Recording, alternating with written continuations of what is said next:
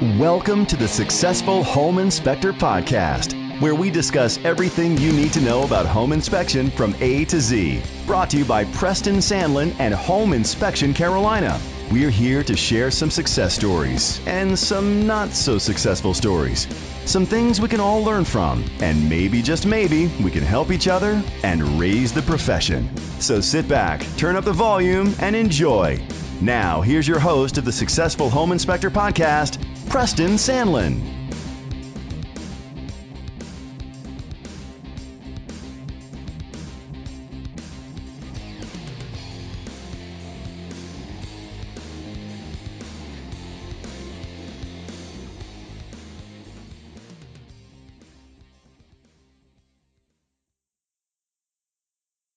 Are you struggling to make your home inspection business grow? Well, have I got the answer for you. HomeInspectionFlyers.com. At HomeInspectionFlyers.com, you get 5 flyers a month. There are 3 sales flyers and 2 recipe flyers. And you can customize them to exactly what you want. And these make great flyers when you go to the offices to put in their boxes, especially if you're doing like candy bowls or something along that nature. Like I said, it's 5 flyers a month for $29.99, and they're very creative, and you just put in your information. They come as a publisher file, and you just put in your information, and then you send them off to get printed. You can send them off online, and you can get color copies for less than 10 cents a copy. It's a great way to go. I went from being a 1-man home inspection firm to a 7-man home inspection firm on this one strategy alone. So try it today. HomeInspectionFlyers.com. Thanks. All right, guys. Well, I have a special treat for you today. When I started this podcast, I wanted to interview home inspectors, vendors, and realtors. And you guys are getting 3 for the price of 1 today. I have a special guest today, Russ Colliau. He's done all 3. He's been a vendor with the scheduling software. He has ran a multi-inspector firm out in California, and now he is a big-time realtor in Austin, Texas, if I'm not mistaken. So, Russ, how you doing this evening? Doing very well here in the beautiful city of Austin. Have a successful real estate practice, and actually just finished my last meeting before you called me here at 7 o'clock in the evening. Well, cool. Are you doing your part to, I've always heard that, keep Austin weird? That is the slogan, but it's interesting. That slogan was really built around promoting small business and all the characters of small business. So it was a slogan that was driven by the small business community, and very much I'm an advocate of the unique niche businesses that are throughout the Austin community. Cool. I've never been to Austin, but I heard it is a really, really cool town and has good music scene, and the business is good there and everything. It is an amazing place to be. We are very happy. We're up in the hill country, kind of the suburbs, if you will. Great place to raise a family. And then when you want great entertainment, great food, just a great place to hang out, getting into Central Austin is always a blast. Cool. Well, Russ, let's dive right in here. Not many of us grew up wanting to be a home inspector. Most of us probably didn't even know what that was. I didn't. So tell us how you got into home inspection, and by the way, what did you want to be when you grew up? So I took a very circuitous path to get into home inspection. Originally talking about being a vet, went to the University of California, Davis on a pre-vet program, animal science. Spent about 3 years in the hard sciences before got very politically active and shifted over to rhetoric and communication, which are the degrees I graduated UC Davis from. Being involved in politics, love it, great. Was highly successful in that, but was still very handy doing my own repairs and flips. And, well, folks found out I had that skill set and were hiring me to do work, and all of a sudden I was a licensed contractor in the state of California. Right. And, of course, being a great contractor, everybody then started asking me to check out the houses they were buying, so I investigated the home inspection industry, and that is what started the home inspection company. And that ran from 1999 until 2012. Okay. I then began my relocation here to Austin in 2013. Cool. And a lot of you guys that are out there listening know Russ, and some of you don't. But I tell you, Russ, Russ is a go-getter. He's a good marketer, and I actually stole something from Russ. He's speaking about being a contractor. Now, I know all you Ashy folks, and I'm actually now an Ashy folk, are going to cringe when I say this, but you have to listen to it. Toolbox marketing. I call it fix the small stuff. Russ started, instead of putting those nitpicky things on the report, he started just fixing them, and the realtors love it. Now, I know all you Ashy folks out there go, oh, you can't do that. That's against the standards of practice. No, it's against the standards of practice to do it for pay. This is for free just to make everybody's life easier. So how did you come up with that, Russ? Well, and I want to correct one thing because you said not putting it in the report. And I'm going to address that in a second because we always documented what we did. Document what you see, document what you know, document what you did on that report. So it all started with the fireplace damper clip. Okay. Because every darn fireplace in our region in Northern California had gas log sets or a gas wood starter, and not a darn one of them had a gas damper clip to stop it from closing all the way. Right. And trying to find somebody to install one, trying to find one was just a nightmare for the agents. And so finally decided, you know what, we're just going to go buy a couple hundred of them, and every time we find them, we're going to just report on it, install it, and then put in the report that we made the repair. And so we'd actually get kind of a little bit more aggressive in the language on those items because when you're making a corrective item, you can definitely not use just educational language. I always preached you're an educator, you're a teacher, you're teaching people about the house. You're not going to make judgment words or use volatile language that creates an emotional response versus an intellectual response. Right. But when it came to things we fixed, you know what, we'd maybe get a little bit more emotional on them because the final sentence of every one of those findings was, your inspector repaired this condition as a courtesy. Right. So one of the things the Ashy guys would always freak out, and the Korea guys, about the liability. Oh, my goodness, you're fixing something, there's such liability. I've heard it. Your best liability protection in everything you're doing is just do a great job. If you do it right, you're not going to have any liability. If you do a great inspection and cover everything right and you are sharp, you're at the top of your game, you're not going to have someone calling you saying you missed something.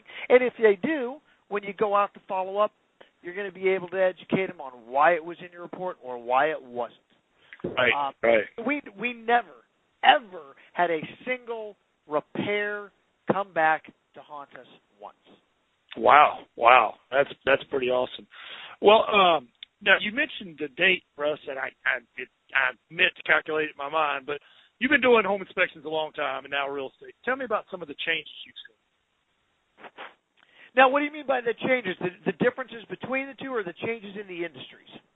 The changes in the industry or how the industry's changed in the time that you were Awesome. Yeah, that would be great because I saw the real estate side both from the affiliate or vendor perspective as well as now from being an actual licensed agent. So first, the home inspection side, it was fun to see and really be an active part of bringing technology into that industry and especially bringing business systems. When I first started in that business, it was a guy and a clipboard, a chuck and a truck. And everything was all over the place. Everybody did things differently, and very, very few people actually had a business. They had a glorified job with longer hours, lower pay, miserable conditions, and a tons of liability.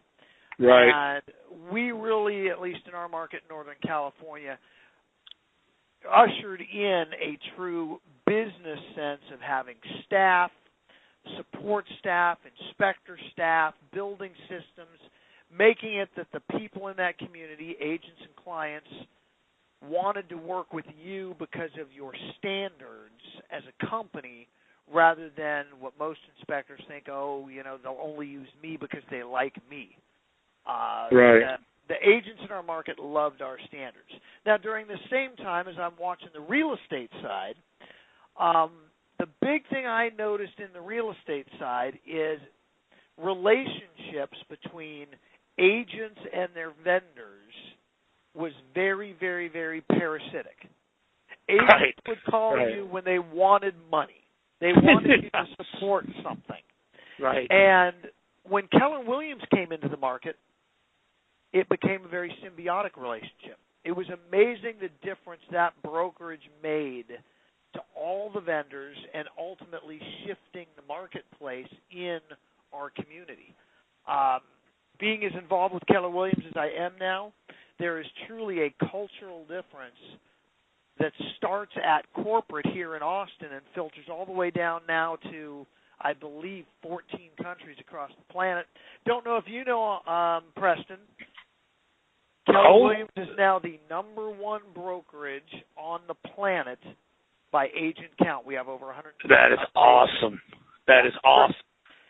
But changing that culture is just a huge part of what Keller Williams intends on continuing to do, and it really made for a great experience as a vendor working with those Keller offices in Northern California. Yeah, and I tell you, I don't know about the listeners out there, but I would venture to say that if there's Keller Williams in their marketplace like there is ours, we walk in that office, that office has a positive vibe. You can just feel it. There's some offices I go in, and it's like a morgue.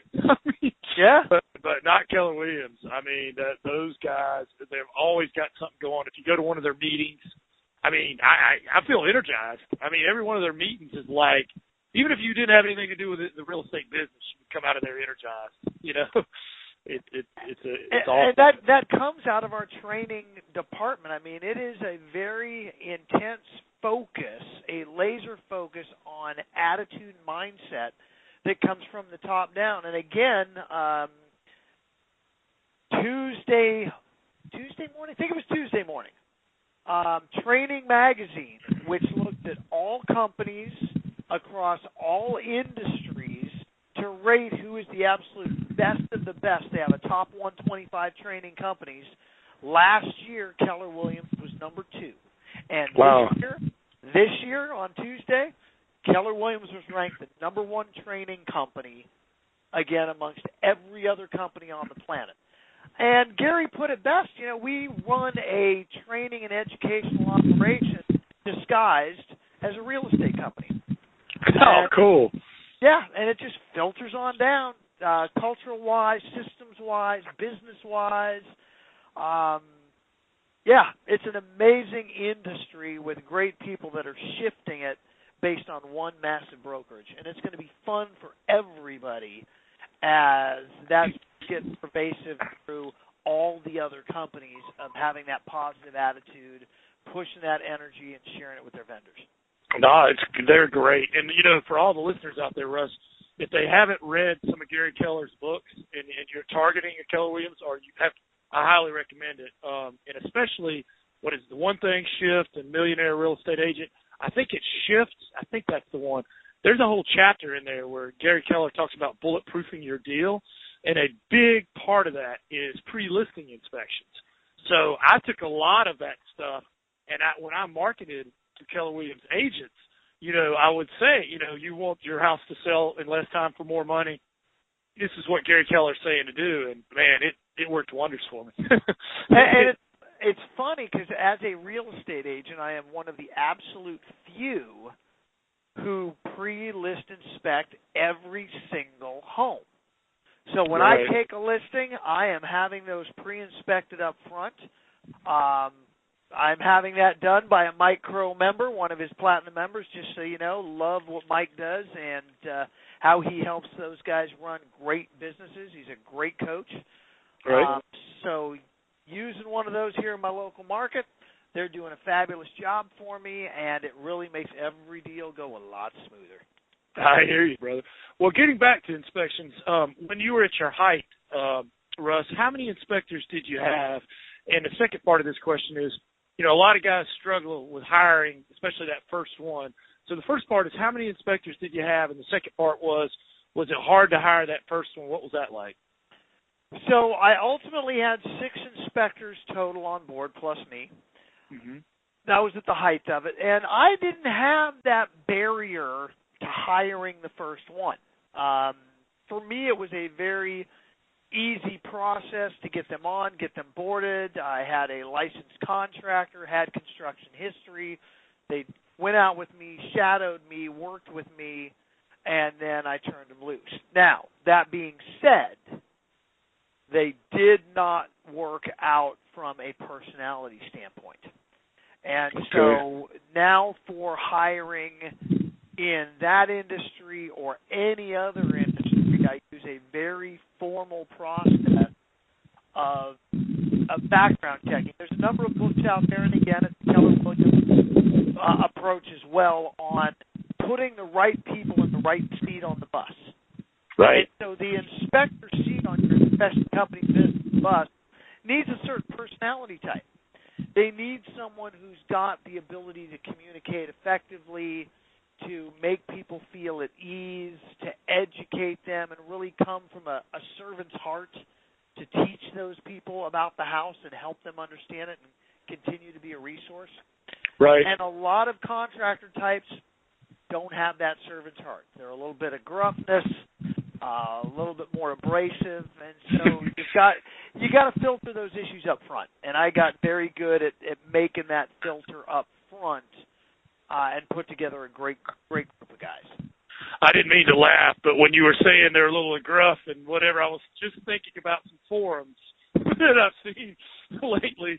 But speaking about your training process, Russ, did you have a process? And I know everybody's different depending on their experience. From interviewing a person to getting them out on the street, how did that work for you? Okay, so it's kind of difficult to remember back then versus now, but I will tell you, I had things I do remember is initial interview.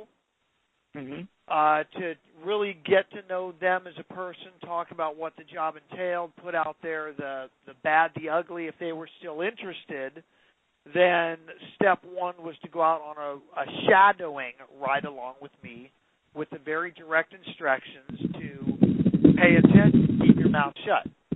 Right. If they didn't have the ability to follow those simple directions of pay attention and mouth shut, and it was mouth shut when the clients or agent are there. If neither was there, I didn't mind, but no interaction with the client or agent.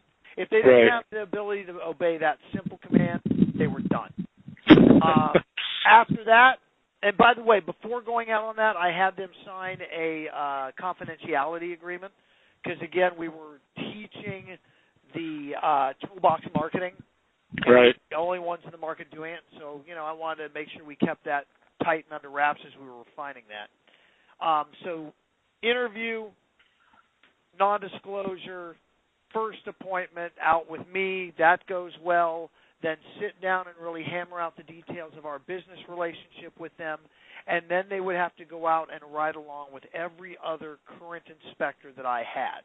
Okay. To make sure every one of them also signed off that this guy was someone they wanted on their team, and know that their training, because we were a multi-inspector firm at that point, was riding along with every other guy until every other guy said, yes, I would turn him over to my best agent relationship. And then at that point, they would do a final inspection with me, just watching them, going through it with them, watching them on the walkthrough, interacting with the clients, and then they'd be released on their own. Oh, good stuff, good stuff. Well, switching gears here just a little bit, Russ, do you have a favorite success quote you'd like to share with us? Oh, jeezy peasy. I actually do. Baron Hilton. And if my memory serves me correctly, it's success is linked to action. Oh. Successful people keep making mistakes, but they just keep on moving and making things happen. So that is the essence of the quote. I don't have that particular one up here on my wall, but it's definitely the one that energizes me the most. Oh, that's a good one, man. I like that. Yeah. I was writing it down. I'm going to Google it, too. Google Baron Hilton, absolutely. And I'll tell you, success is all about failing forward. That's all it is. Every successful person out there has a whole string of failures behind them. And you're going to have bad things happen, but just keep plowing forward, Another great one I love is Babe Ruth. It's really hard to beat someone who doesn't give up. That's right. You know who he was talking about when he said that? Lou Gehrig. Lou Gehrig. Nice. Yeah. That was kind of his replacement. I think he, until he got sick, he got so many games, There was something there I was going to say, but I totally slipped. But let me bring you back to when you had your inspection company, Russ. Let's say that when you had your inspection company at its height and you guys were rocking and rolling, if I'm a buyer or a real estate agent in that market, why should I hire you guys over your competitors? All right. So, Guy, you're taking me back to my home inspection days and my USPs. You're making me work here. So the big ones we would talk about with the clients was our 200% guarantee. Right. That was definitely a big competitive advantage. The level of detail we went in, the fact that we not only told you what we discovered, but we also told you what the resolution was. Big second step that most inspectors don't take. It was rare that we would just say, go see, the electrician. We have a bad outlet, go see the electrician. If we could figure it out, we'd figure it out and we'd add that to the report. So another good value proposition for the client on why to use us, so they're not paying for all those referral bills that most inspectors send out. Almost all my guys were licensed general contractors in the state of California, and so that also was a big competitive advantage that we had that depth of knowledge of all phases of construction, and had actually been in the trenches putting those houses together. So we know the ins and outs of the process and what the end product should look like. So, those were big for the client. And then for the agent, it was the scripting that we really worked on and taught to all our inspectors. In reality, I built that scripting into the report. So if the inspector wasn't sure what to say, if he just read what was in the report on his hand device, it would definitely get through the process. So that was a big competitive advantage with the agents. Obviously, the toolbox marketing as well. Excellent. Yep, another good one for the agents. And I'm looking for a toolbox marketer. That's the one thing currently missing in Texas. Oh, really? As an agent, it drives me absolutely nuts when I've got like a double-lugged neutral in an electrical panel, and it's still there because the inspector doesn't know how or doesn't want to or is choosing not to fix it. And no, in Texas, with, let's just say, electrical, they are currently stopped by state law unless they have an electrical license. Oh. So I get the why. It still doesn't make me happy, and I'm working on finding a solution. I hear you, brother. Hey, I wanted to back up for a second on what you said about the failing. Now I remember what I wanted to say. I was actually listening to something on the way down here, and you were talking about, success is failing and then, eventually getting it right. And the guy was saying, if you had a 90% failure rate, you would be an awesome inspector. Let me explain what I mean by that. If for every agent you met, it took you to meet 10 of them before one would use you. I mean, that's a 90% failure rate. But think about that. If you spoke to 30 agents, you're going to come away with 3 agents that are now going to use you.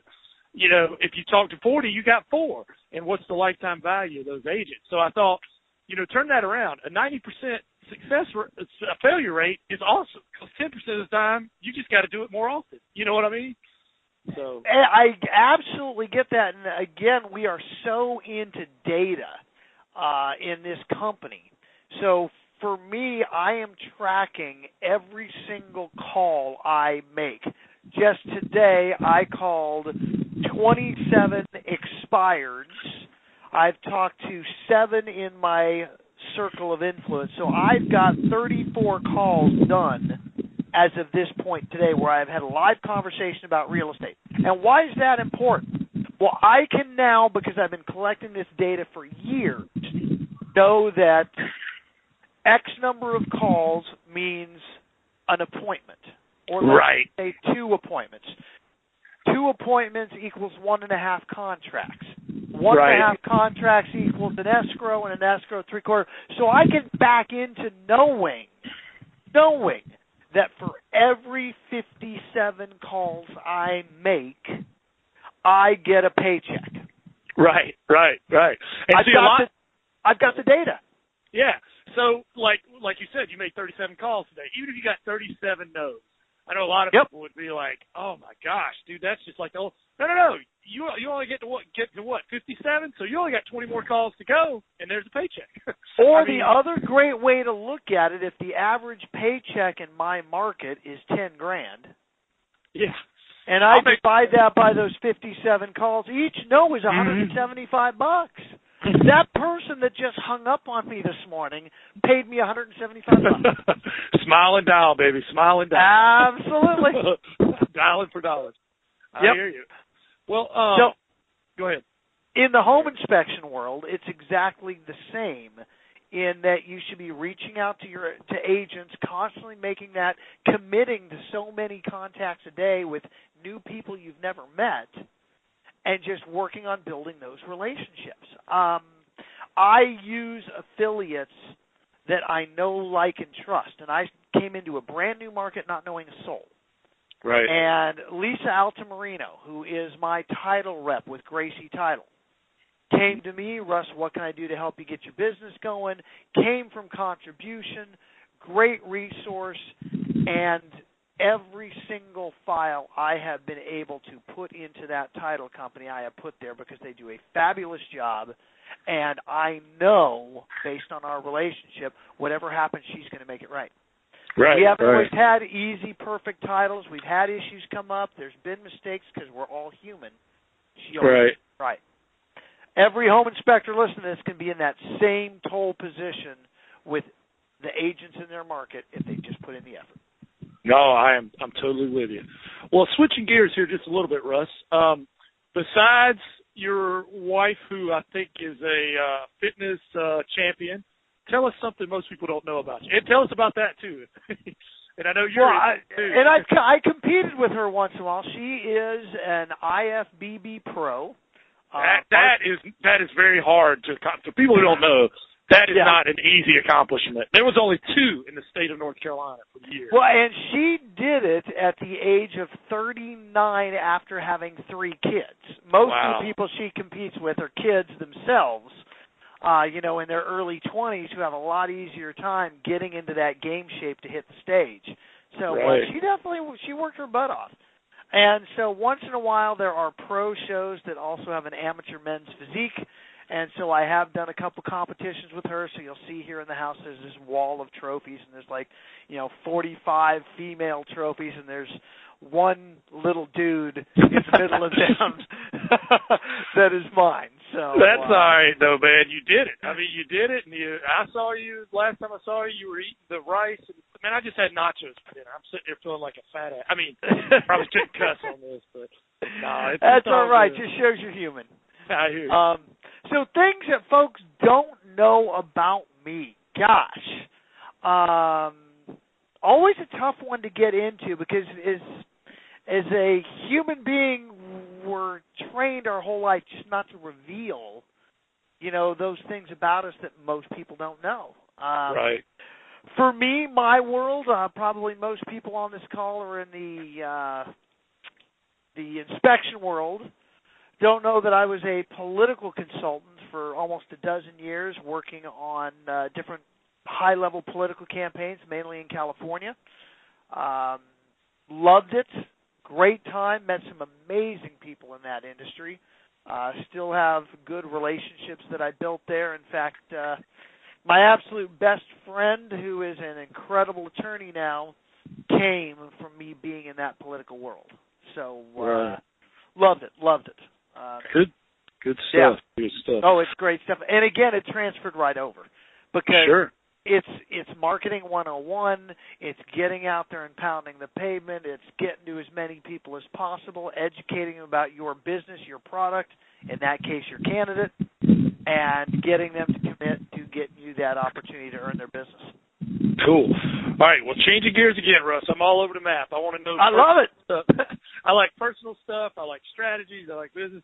All right, you know as well as I do from your inspection, when you were doing inspections, you're going to have an unhappy camper.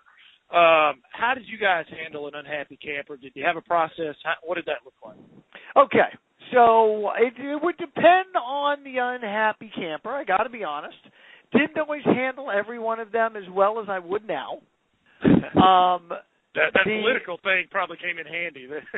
It did, but at times I just get pissed off at them. God, I mean, there are just some folks out there that are belligerent, not looking to get to that win-win.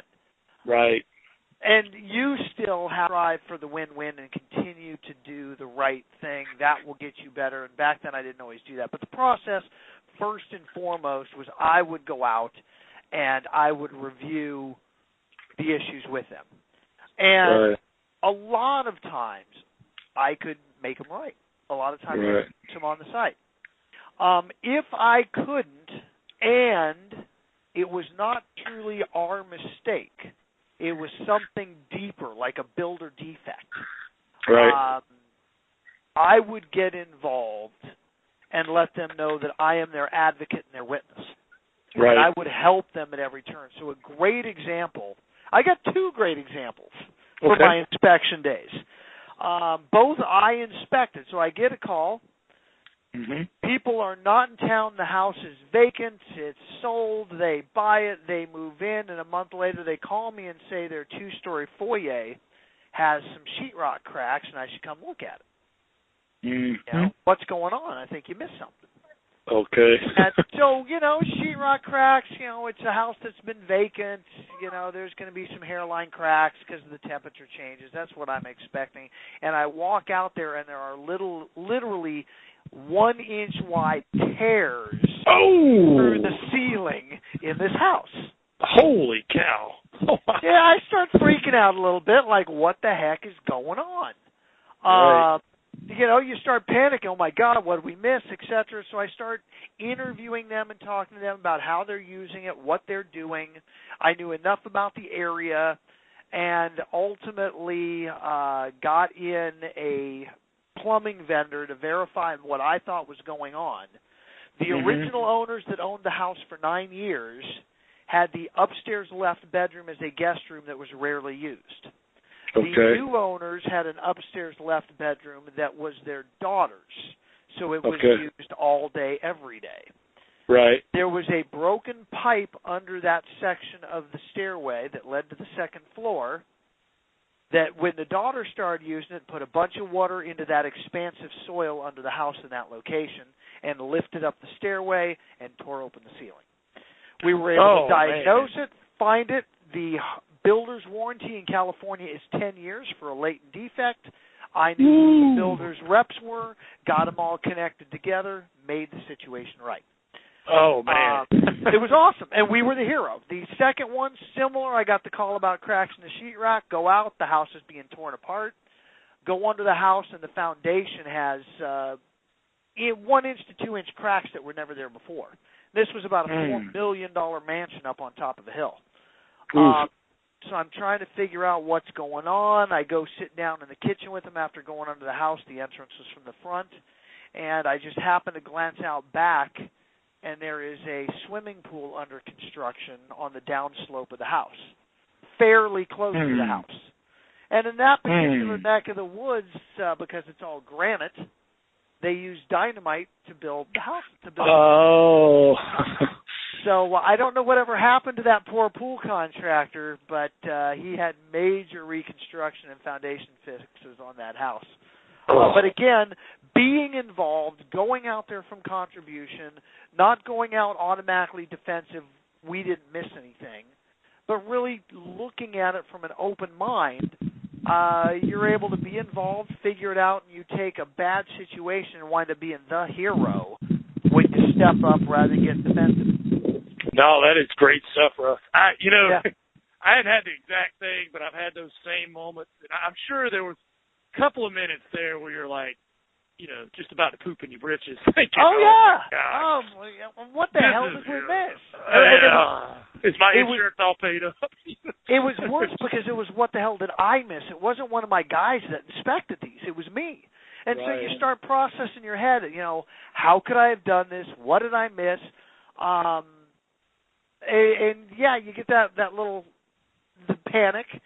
And even if it's not something you missed, I mean, something happened afterwards, I mean, they can take you to court. I've learned that. I mean, I've won every single case, but it still costs you a lot of money.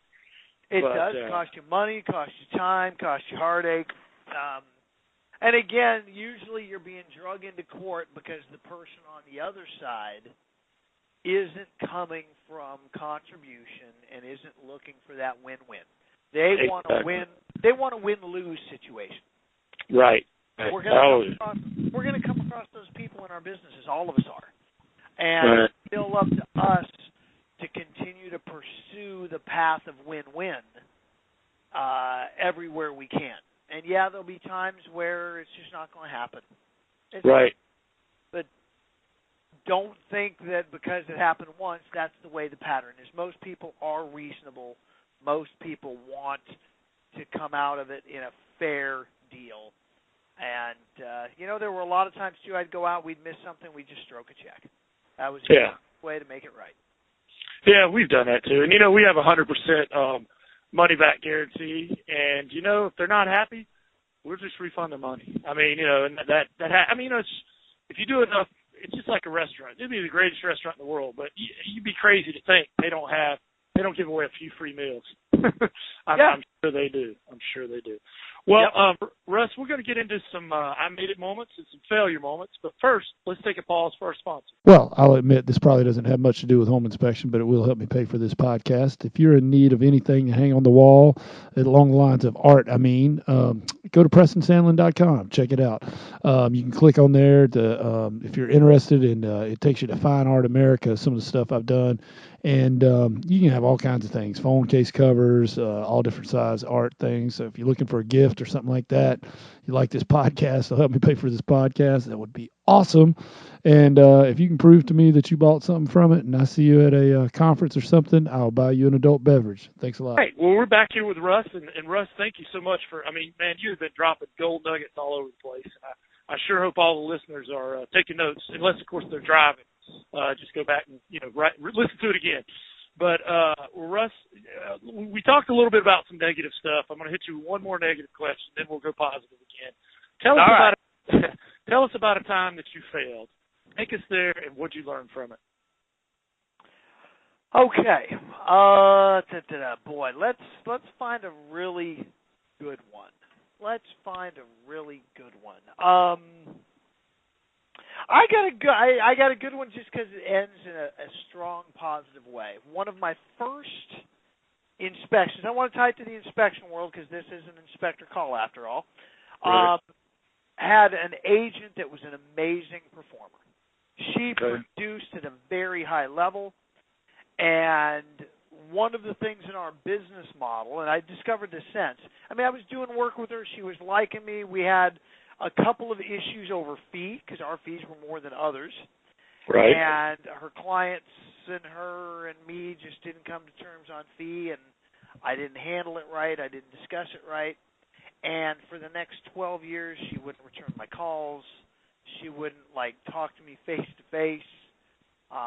She avoided me. And it was somebody that I looked up to, that I respected, that I truly loved doing her work just because of the time I got to spend with her and the interactions we had. There was just a great energy there between her and I. Right. And, one of the things that's big for all of us is, we know what we know, and we know what we don't know, but the place we have our biggest failures and a lot of times don't even know it are the things we don't know that we don't know. And I had no idea with her why I lost that incredibly important account. Right. And never could figure it out until when I first got into real estate and started playing with it in California just before I left. She wound up being my productivity coach. Okay. And we actually talked about it. And she let me know where the breakdown was. It was a great educational moment for a home inspection company that I wasn't doing anymore. But that being said, probably the biggest thing I learned from that 12-year window is to get more people involved up front in my life in the way of coaching and training and helping me find those blind spots that I've got that I don't know. Right. If it wasn't for my coaches in this business, and when I say coaches, I mean I love the group coaching Mike Crow does, awesome, but really individual performance coaches on very specific items. So right. I have a great performance coach right now, and he really is highlighting for me my blind spots, and we're not having as many crazy things happen. I mean, in real estate, I mean, I've had some good failures over the last 18 months while I've been here running a real estate practice in Austin. Made mistakes. I mean, one of the biggest ones while we're on it, I have got a real focus on if I discover I've screwed something up, working to make it right before disclosing it's a mistake. Okay. And I will tell you that will come to bite you in the butt almost every single time. You discover you did something wrong, own up to it, get it out there immediately, and then go to work making it right. You still want to make it right. Right. But even if you've made it right in the long run, if you didn't disclose up front when it happened, that you knew about it, people aren't going to take you at your word that you really made it right. No, that's good stuff. You know, I'm a big Carolina fan, Carolina Tar Heels. I'm from North Carolina. And okay, I thought you were going to say Panthers, and I was just going to feel sorry for you. Yeah. I got a story about that, but I have to do that off the air. But well, Dean Smith unfortunately passed away this week. He was the legendary coach for years. But anyway, he had a big saying. He said, I think what you do with a mistake, and he said, you admit it, you acknowledge it, you own up to it. You tell everybody, you do what you can to fix it, then you forget it. You don't let it haunt you. Because that's another thing. You let those mistakes beat you up over time, But, yep, that's for sure. Good stuff. Well, on the other end of the spectrum, do you have, I used to say I made it moment, but I don't like that because I never feel like we totally made it because we're always under work in progress. How about I've come a long way moment? Have you ever had that moment, Russ? Oh, ton of them. From the very first home inspection you land. That's an awesome moment as a brand new inspector. Right.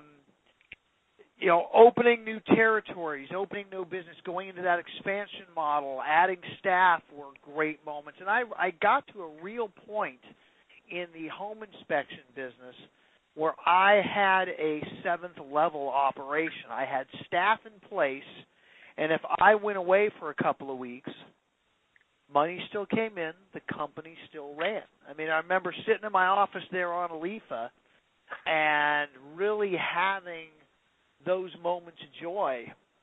Another great one was starting the schedule center. Being able to take my business processes and systems and automate them and spread them to the home inspection world. It was a great opportunity. Helping other people achieve that success is a paycheck you can never cash. I mean, the ability, Preston, to just help you build your business and hopefully give your wife some more free time where she wasn't just locked into the computer. Oh, man. She loved that schedule center, man. She loved, man, you sold me. I mean, as soon as I saw it, that was awesome. I mean, it was automated. I mean, we were scheduling on Microsoft Outlook before that. Yep. You know how that was going?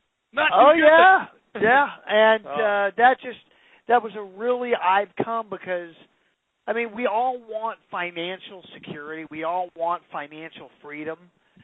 But I truly believe most people want to be able to give to the other people around them, give to their communities, give to their charities. And for me, it's being able to give to other business owners and help them achieve that financial security. That was just a charge. Loved it. Absolutely. That's good stuff. Well, Russ, do you have a favorite book you could recommend to our listeners? And what is it about the book that appeals to you? Okay, so right now, and actually I'll be teaching on some of this again at the Micro Conference the end of February. I'll be on stage on the 24th, and it's going to be The One Thing. Cool. You're talking about a year-long run on the Wall Street Journal, on the New York Times. You guys go through the airport now, you see The One Thing still front and center. It's an amazing business book about going small to get big results. And that's really what it comes down to. And phenomenal details. One of the big nuggets out of there that hit me square in the eye, Gary Keller talks about the biggest productivity thieves, his 4 big productivity thieves. And number 1 is the inability to say no. Right. And it's something I struggled with up until I had that book smack me upside the head, because, gosh, you want everybody to like you. And when an agent calls you as a home inspector and they want you to do something, you really want to say yes, and you're trying to figure out how to say yes. And, you know, they call you when they're driving. They say, hey, will you call the client? Of course you say yes, but you get busy and you forget. Right. That ability just to say no, can't do it right now, don't have the bandwidth, I'm busy driving, finding a different solution, making a huge difference in my level of productivity. So The One Thing, highly recommend it. Get it, read it, know it. And then for the inspectors, take this out into your market centers, out into your area, and teach it to the other real estate agents, especially the Keller Williams agents. It is a great tool for you to have a weekly meeting with agents for an hour. I know a lot of the offices will let you in to do it and teach this. So we'll be talking about that again at Mike's conference on the 24th, about how I'm going to be able to help you guys have this information deep in your soul so you'll be able to teach it. Good stuff. Well, Russ, you know, I listen to a lot of business and entrepreneur podcasts, and you would be surprised. Well, I know you wouldn't be surprised, but our listeners would probably be surprised how many times that book is recommended to just entrepreneurs and business people not having anything to do with real estate or home inspection. So even though a real estate guy wrote it, it is not just a real estate, it's just a good, it's a personal development book. It's just a good book. I mean, everybody would benefit from it. I don't care what you do for a living. Yep. It is, it's just an amazing tool to help you improve your productivity across the board in every aspect of your life. Right. And I'm not getting paid by Keller Williams, by the way. These listeners are like, man, I'm not. I'm only getting paid by Keller Williams when I close an escrow. I hear you. Well, good thing. Well, Russ, you know, you were in home inspection for a long time, and you're in real estate, so you still see it all the time. If you had a crystal ball, how would you think that home inspections will change in the future? All right. As with everything, every part of it that can be automated is going to be automated. Right. In that reporting system, in the inspection process, technology is going to keep coming in and improving. The ability to get high definition cameras on drones and get better roof shots so you can get to the areas that are inaccessible. Right. Solve a lot. Being able to get smaller high-def cameras in the creative places. You're going to be able to cover a lot more ground and a lot faster with more technology being brought in. And the inspectors need to embrace it. I remember when pictures and digital photography, there were inspectors saying, no, we shouldn't do that. Right. It just bring it in. And the other key is to be the leader in that stuff. Compete in a way that no one else does. The easiest way to win and dominate your market, which is what we did, is we just changed the rules of the game. By bringing stuff in that nobody else was going to do. Right. So, you guys, everybody listening, think of something that pushes the envelope, that's going to be outside the standards of practice, because the standards of practice are the current norm, and right. create a new industry. No, good stuff, good stuff. Well, switching gears here just a little bit, Russ. Let me give you a phone call, and this is a phone call, and everybody listening. My contractor's out here, and my contractor tells me that my home inspector should have seen X. So you know what my question's going to be is, the contractor throwing us under the bus. Did you have that happen? I know you did. I mean, I don't even have to ask that question. How do you handle that, and how would you suggest our listeners handle that? And I don't think it'll ever stop, but is there a way to prevent it or contain it, the contractor throwing you under the bus? Yes, there is a way to prevent it and contain it. Okay. And that is in your reports if you're going to refer anything out to a contractor, refer it to a specific contractor. When I referred stuff out to my heating and air contractor, even if one of my guys screwed up, I still got the phone call, and they still educated the client because they want to maintain all the relationships. The only time I got blown up is when it was a contractor that I didn't have the relationship with. And then all of a sudden they're saying your inspector should have, when everybody on the call knows that level of destructive discovery, it was a cracked heat exchanger. It was the one that I got blown up on the internet for. I've got a complaint out there on Yelp or one of those because I didn't find a cracked heat exchanger.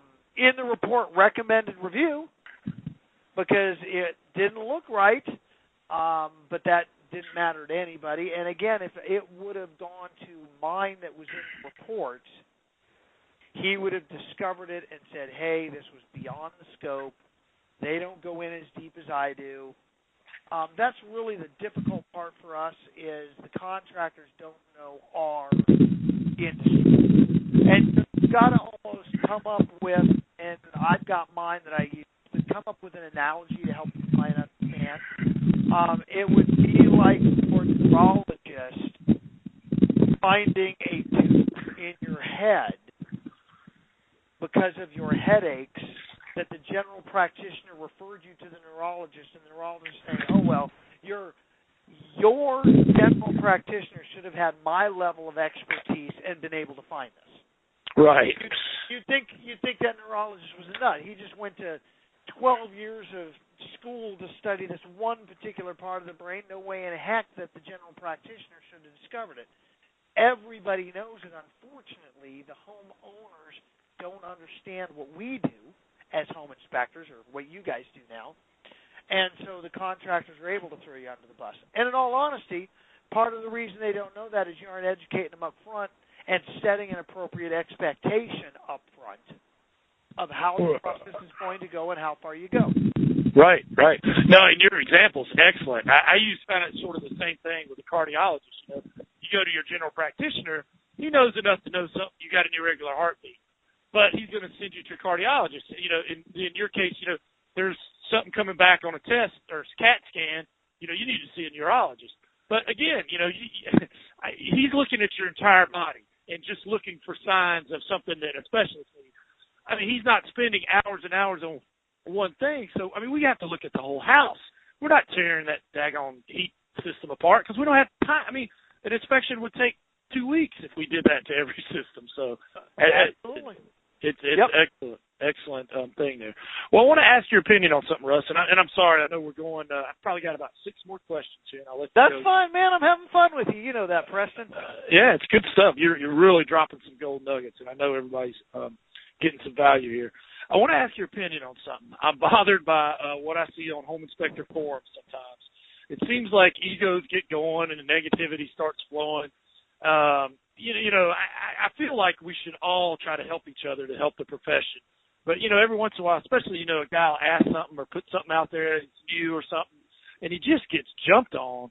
I don't know. It just seems like you get this cat fight or something, and it just doesn't look good for our industry. You have any ideas on how we could keep it positive and professional?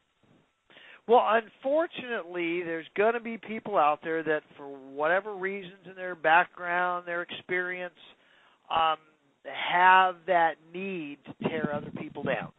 Right. And, I mean, it's unfortunate because all they're really doing is hurting themselves. My biggest recommendation is just let them go. Yeah.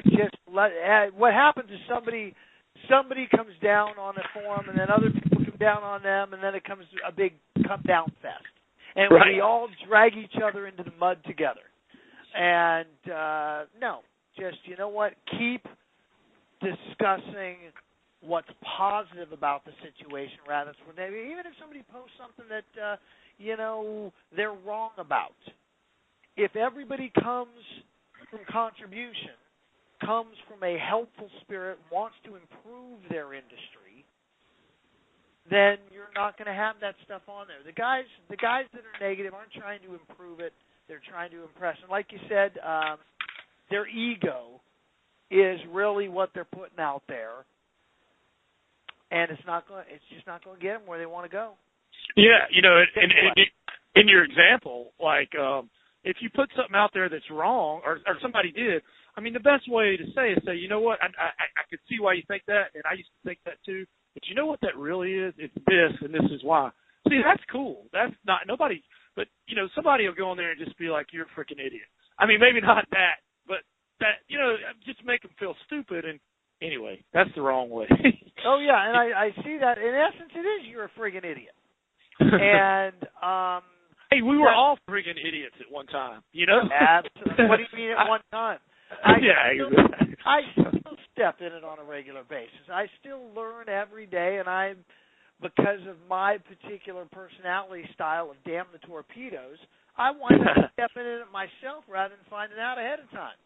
Right. And it's a great way, like we talked about at the beginning, just to keep failing forward. I hear you. I learn a lot very quickly by screwing up. Oh, yeah. Oh, me too. I call it process of elimination. I do it the wrong way, every possible way you could do it, until eventually I do it the right way. Yep. Well, Russ, this one could be a fun one, but just remember this is a G-rated show when you answer this. What is the wildest, craziest, or weirdest thing you ever found on home inspection? Well, how can I keep that G-rated in the middle of a guy?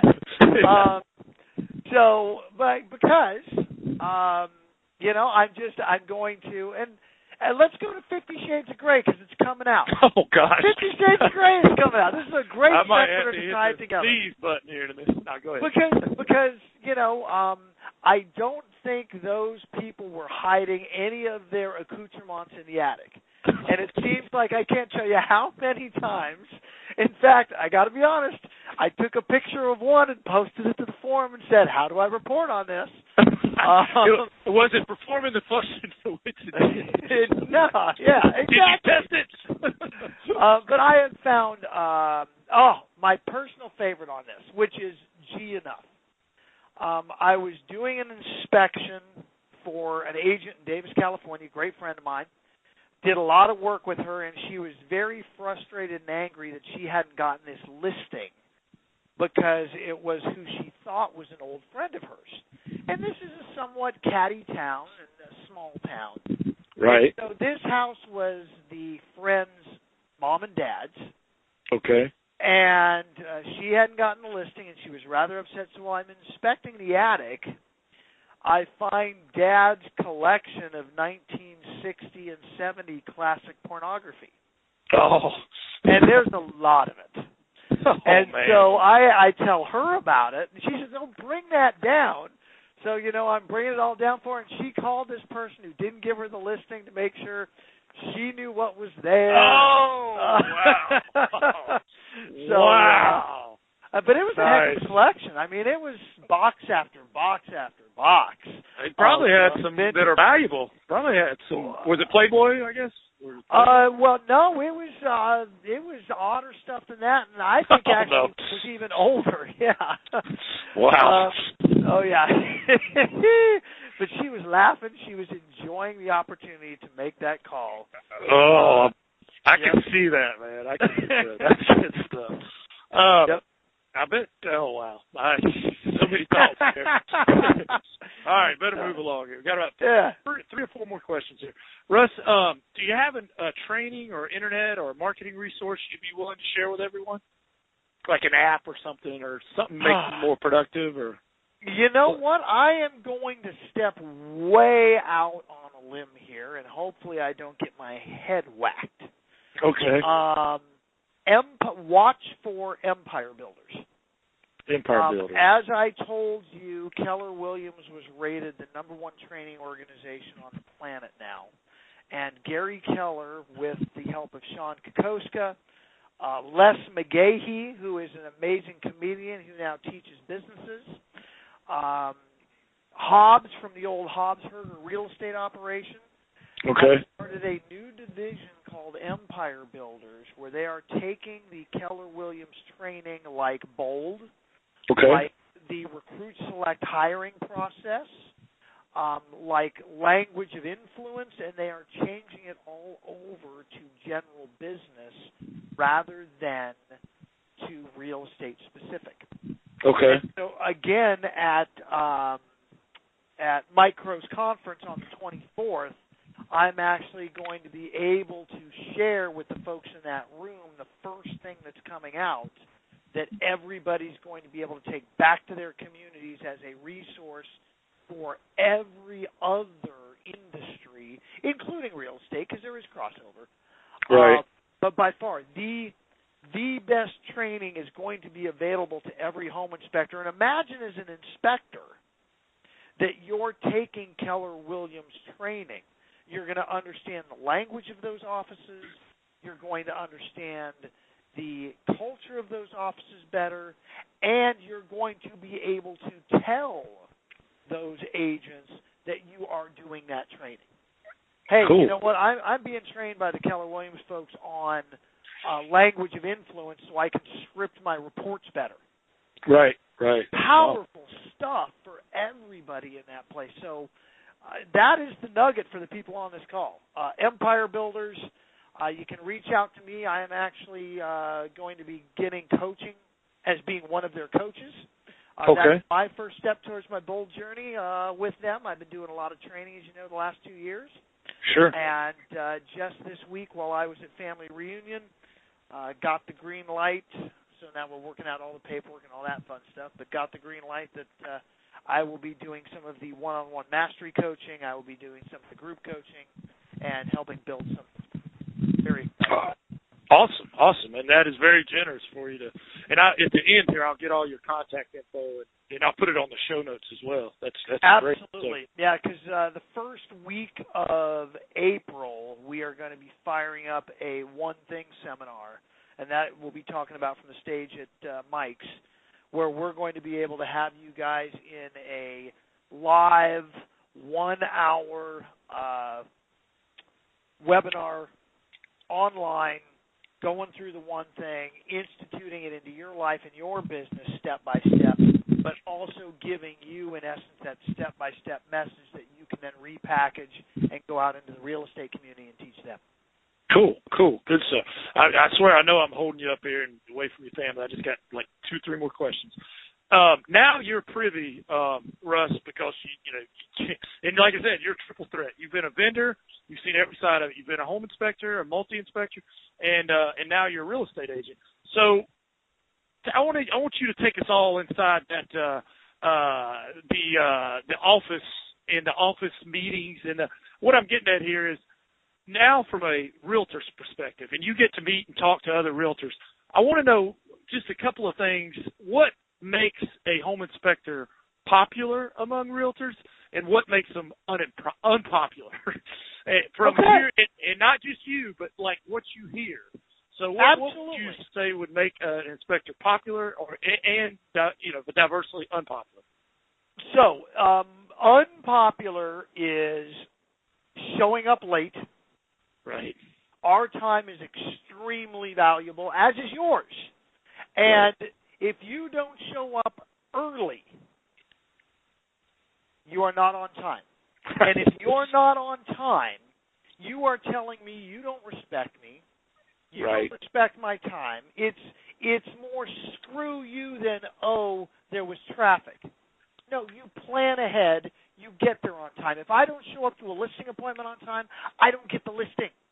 Right. It's nobody's fault but mine, and it's the same for every vendor. So that's one of the big beefs I hear. Also, communicating with volatile language and not knowing your stuff. Right. Not educating the client about when stuff came in to being. We have inspectors in the market who are creating an environment where folks are having to retrofit houses with AFC breakers from the 80s. Right. Because the inspector's saying it's required. Right.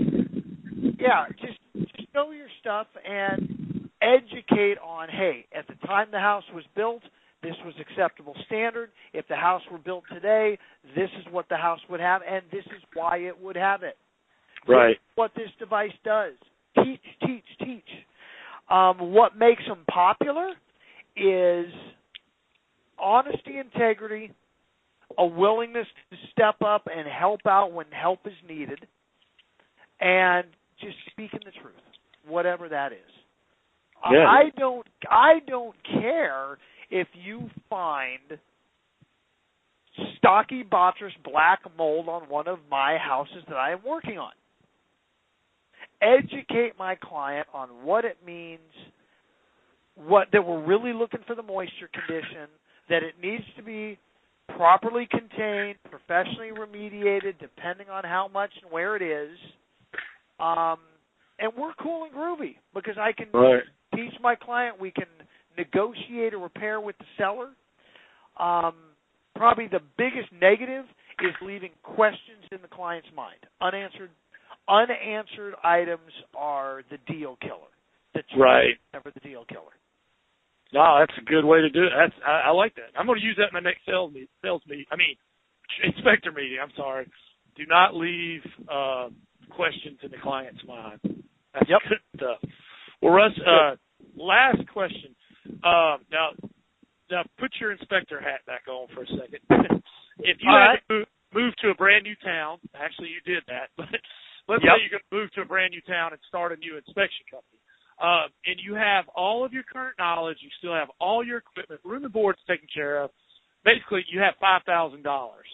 How are you most efficiently going to spend that $5,000 in the first week? What are you doing?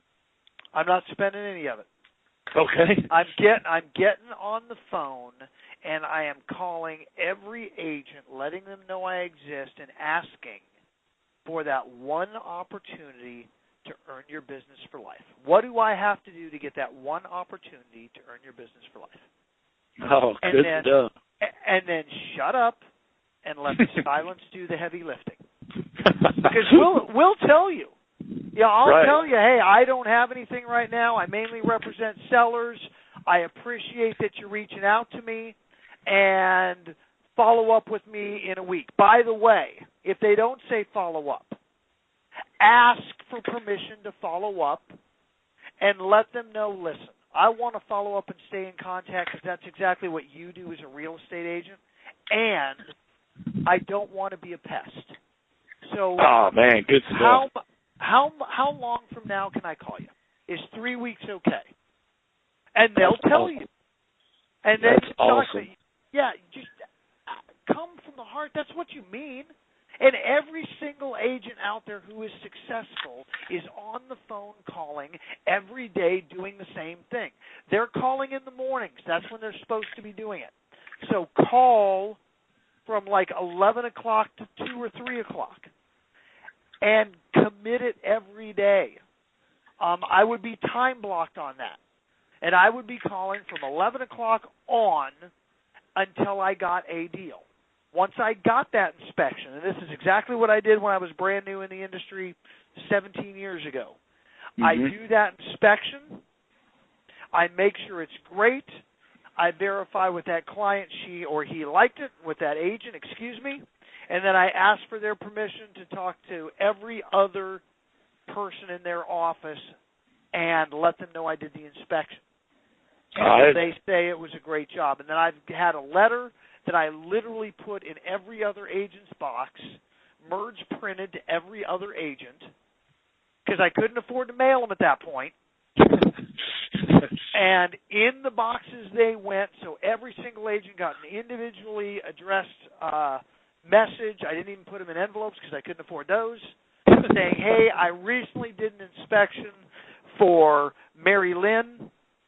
You know, I don't want to market to you. Instead, what I want you to do is just ask Mary Lynn how it went. Ask her how she liked the quality inspection, the detail of the report, the way I handled her clients. And if you like what you hear, please give me the opportunity to earn your business. That is great, Russ. That last question, guys, if you don't get anything else out of this, well, you should get a lot out of it, but that was worth the price of admission right there. So many gold nuggets. I also like when you call them and you remind them that, you know, I know this is what you guys do, because it is what real estate agents do. And they should admire you for, I mean, and I'm sure you've seen this, they admire you marketing because it's the exact thing they do. And they admire when you do it well. Yep, absolutely. And, you know, I, as an agent now, and I've really changed, and again, this will help your business. I look forward and I answer every marketing call that comes to my house or my cell phone. And I give those people who are trying to sell me something my time, my attention. I am present with them. And I show them gratitude and appreciation for what they're doing, because they're doing the same thing we do. They're trying to feed their family. They're trying to build a business. Yeah, I don't get mad at them either, because I'm with you. I do the same thing. It creates an energy around you that other people will treat you the same. As you treat others is the way you're going to be treated. Right, right. And you know what? It's weird, too, like the telemarketers call. When you're actually nice to them, it almost throws them off, because they're so they have all the rejections, and they know what to say. If they say this, say this. When you're nice to them, it just about throws them. Oh, yeah. I've had some hang up on me for being nice. What are you, man? Are you Craig calling me? Yep. I hear you. Well, Russ, you've been more than gracious with your time and awesome. Is there anything that I didn't ask you that I should have asked? You know, if there is, we'll just do this again, Preston. I always love my time with you. You are a dear friend, not just in the home inspection world, but in the world in general. Love you, love your family, whatever I can do to help you. And in all honesty, I truly love the home inspection industry still to this day. It was very good to me. The inspectors out there were very supportive in embracing my product, the Schedule Center, when I brought it to market. And for that, I will be forever grateful. So whatever I can do, you're going to have my contact information. Feel free to share it with everybody. And whatever I can do to help them with their business, if they're having a Keller office that they're having a hard time opening the door and getting in, I can even make a call on somebody's behalf, talk to that team leader, and do what we can to facilitate a meeting. Excellent, and thank you for those kind words, Russ. And back at you. How could our listeners get in touch with you and learn more about that program also that you're doing? Do you have all right. So the best and easiest way, and I will tell you, I don't check my email anymore. I have an assistant who does that, though she stays stuff for me. But Russ, R-U-S-S, Colliau, C-O-L-L-I-A-U, at KW.com. So Russ Colliau at KW.com is the best email to get to me. And my office number is 512-865-4422. So you can call me at the office. You can email me. You can look for me on Facebook. My business page is Realtor Russ. You'll also find it under Colliau, and hit me on my business page. And, of course, if you know anyone who's looking to buy a home, sell a house, or invest in real estate in Austin, I'd love the opportunity to talk to them. Absolutely. And thank you, Russ. And, hey, guys, if you guys got any value, and I know you did, of course you got value out of this, go to Russ's Facebook business page and give him a like, because I think it helps the more likes you have. It does. I love being liked. It feeds my, my high I personality. They like me. That's right. They really like me.